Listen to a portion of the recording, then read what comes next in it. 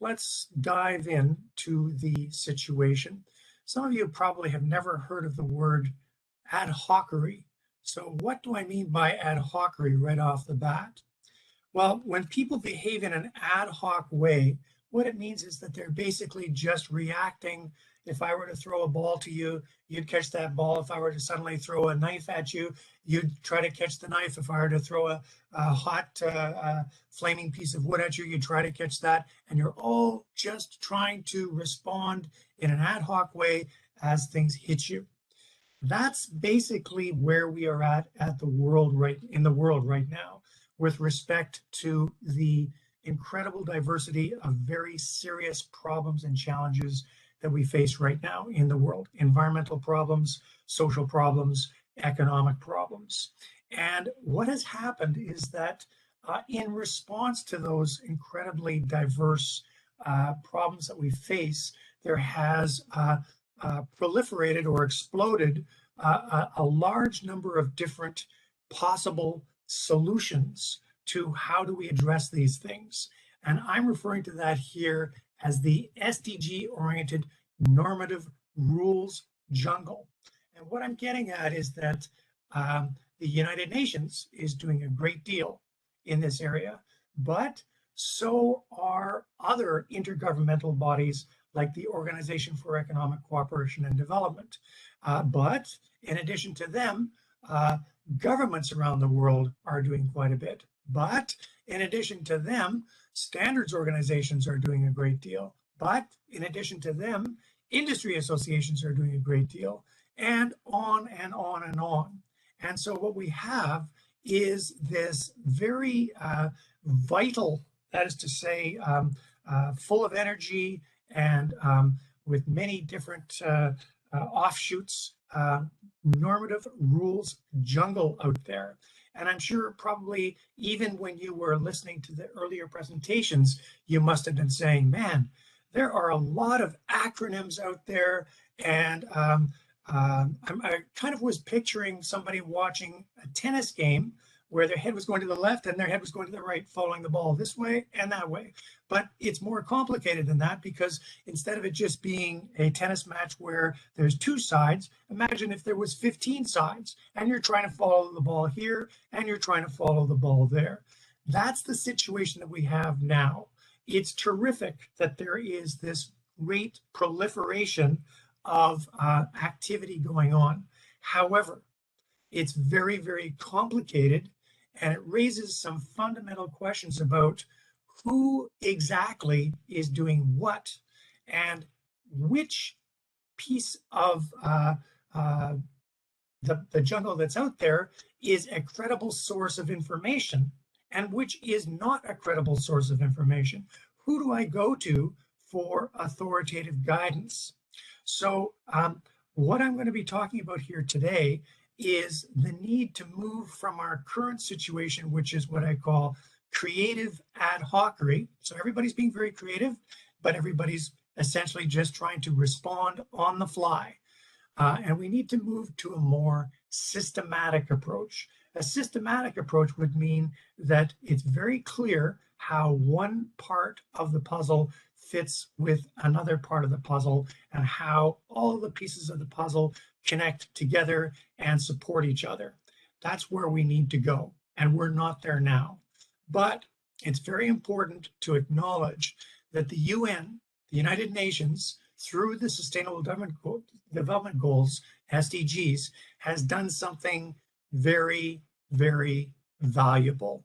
And that is, they've said, let's look above all of these individual initiatives, and let's just say, let's put up on the wall, where do we want to be by the year 2030? And that's what the UN Sustainable Development Goals are doing. They say to the world, and they were developed by all of the governments of the world, and with the support of the private sector and civil society, they say to the world, this is where we want to get to by the year 2030. This is where we want to get to with respect to poverty, with respect to hunger, with respect to affordable clean energy. And they've done something very important. They have not actually said exactly how any individual government or any individual company or other organization within a country should be getting to those goals, because they want to encourage, and they have done exactly that. They want to encourage everybody to, first of all, just jump on the bandwagon and start rolling towards the goals. And I would say they've been very effective at that. But now it's time to move from that sort of wild proliferation of amazing things to a more systematic approach. And where we're at right now is we're relying on something called implicit alignment between one instrument, like an ISO standard or a CSA standard or a Canadian law or an American law, and a UN instrument of one sort or another. We need to move from that implicit approach, implicit meaning it's understood that there is alignment, but we're not making clear exactly why this or that instrument is aligned. We need to move to more of an explicit approach. Why do we need to do that? Well, because right now, if you are a member of industry or you are a member of a community organization and you are looking around to see how it is you can contribute to supporting a particular SDG goal and the targets underneath it and the indicators underneath that, how can you sift through to determine which are the credible instruments out there that can support your cause and which ones are not, and which ones will give you the granular detail to operationalize your particular set of commitments, and which will not and will credibly do that. Well, that's where standards like ISO and CSA standards fit into the puzzle, because ISO standards and CSA standards are different from other standards that are out there.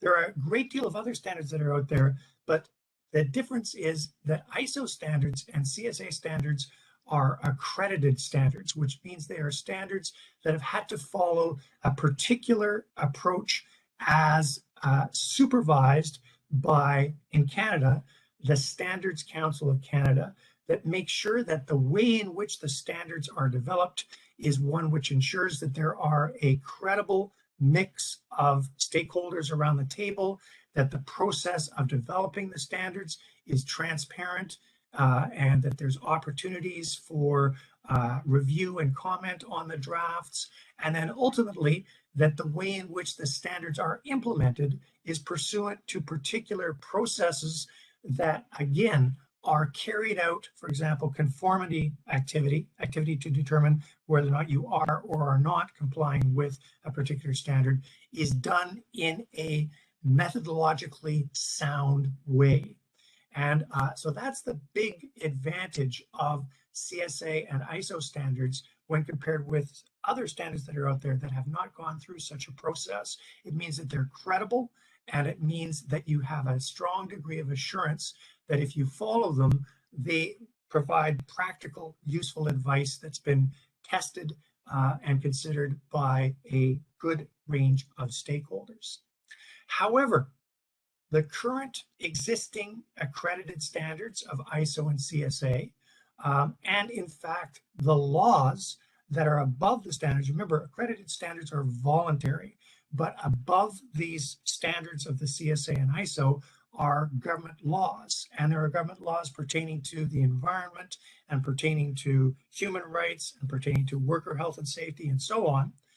None of those laws and none of those accredited standards specifically says how those particular laws or those particular standards specifically contribute to achievement of a particular SDG goal and the targets and indicators underneath those goals. That's the situation we're in now. There's a great deal of useful things that are out there, but they're not properly labeled. And because they're not properly labeled, it's very difficult for individuals, communities, investors, organizations, from business, industry associations, and individual companies to know which one of these seemingly useful tools and instruments are ones that we should follow, and which ones are actually not going to get us further along towards achievement of the goals. And so the first step that CSA has just finished undertaking was to determine, are there in fact a large body of CSA standards that do in fact contribute to the SDGs, the UN Sustainable Development Goals. And we have confirmation as a result of this process, methodological process that's been developed and is being now fully implemented by CSA, that indeed there are a lot of important connections and ways in which current CSA standards can contribute to the SDGs. But the next step, and this is why I'm going to turn to the next slide here, the next step is to move beyond this creative ad hocery stage to a more systematic approach. How will that work? Fundamentally, the way it will work is, first of all, by labeling the existing laws and labeling the existing standards so that you will be able to see, as a potential user of those standards, whether you are a company or a community or an industry association or a nonprofit organization, you will be able to see just by reading, for example, the introduction of those standards, how this or that standard contributes to the achievement of this or that target underneath the SDGs. And that would be a very important step towards moving towards a more systematic approach. Unfortunately, however, we need to do the same thing with respect to the legal system, because the laws also don't make it clear in their introductory part how those laws contribute to the SDGs and to the targets underneath the SDGs. So the suggestion that we're making, that I've recommended, and CSA seems to be supportive of it, is that we need to work closely together. When I say we, here's the we that I'm talking about. First of all, the governments, the Canadian government, the federal government, the provincial governments, municipal governments, we need to work together so that from now on, all of the new laws that are developed say at the beginning, this particular law dealing with the environment, dealing with human rights, dealing with communities, whatever it might be, contributes to this, and this SDG goal, target, indicator in the following way. That sort of labeling with respect to both laws and standards would allow for a much more systematic linking and alignment among these various different instruments that are out there. But when I say we, the we does not stop at governments and standards bodies such as the CSA, ISO, and the Standards Council of Canada. It also requires the full support of the private sector and civil society. Why is that? Well, because government and standards bodies always keep a very close ear to the ground for what is it that the private sector and civil society wants. So the more that businesses and civil societies, organizations indicate to governments and to standards bodies, we need to have alignment. That alignment needs to be systematic. It needs to be labeled. The more and sooner we do that, the more we can move to what I call a sustainable governance approach, which is a systematic approach tapping into the unique capabilities of government, the private sector, and civil society to achieving and addressing our environmental, social, and economic impacts. I've talked about how from this point on, all of the new laws and standards need to be properly labeled so that it's clear to everyone how they contribute to the SDGs. We also need to do an exercise of going back through the inventory of all the existing laws and standards and putting into the introductory wording of all of these existing laws and standards how it is that these existing laws and standards also contribute to the achievement of the SDGs, the goals, the targets, and so on. So those are enormous exercises that need to take place, and ideally they need to take place in a aligned, systematic, coordinated way, because if we do it in that aligned, systematic, and coordinated way, that means the language will be the same in all of the prefaces or introductory parts of all of these documents, and therefore the users of the standards will be able to easily tell how it is, by using this or that law or this and that standard, how that is contributing to the achievement of the Sustainable Development Goals. A final point: the Sustainable Development Goals are set in place to be achieved by the year 2030. But the fact of the matter is that there will be something that is going to replace the SDGs. And it's going to be called something different than the SDGs. But just for you to know, the United Nations Sustainable Development Goals, that represents the second time that the United Nations has created this sort of broad, goal-oriented North Star framework. The first version was called the Millennium Development Goals, and you can tell by that name that they were established around the time of 2000, going to the year 2015. So what I'm saying is that there is going to be something replacing the Sustainable Development Goals that no doubt is going to be started to develop in about the year 2028, so that it is fully in place by the year 2030. So I'm just noting that the end game is not achievement of the SDGs.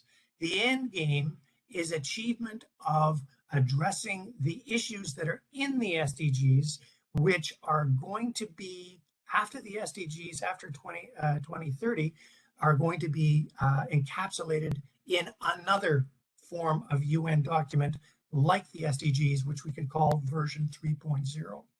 So that is my suggestion about where we are going. The good news is the Canadian government is in charge of and has taken the lead in terms of developing a national SDG strategy, working with the standards bodies of Canada and working with a range of other bodies. So they are doing the right thing.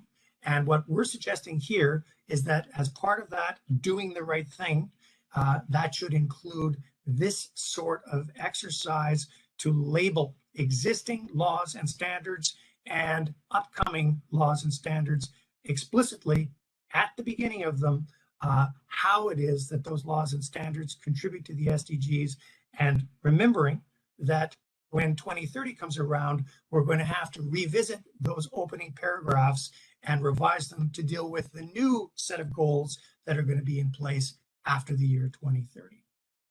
That concludes my presentation. I'm looking forward to any questions that you might have. Thanks again.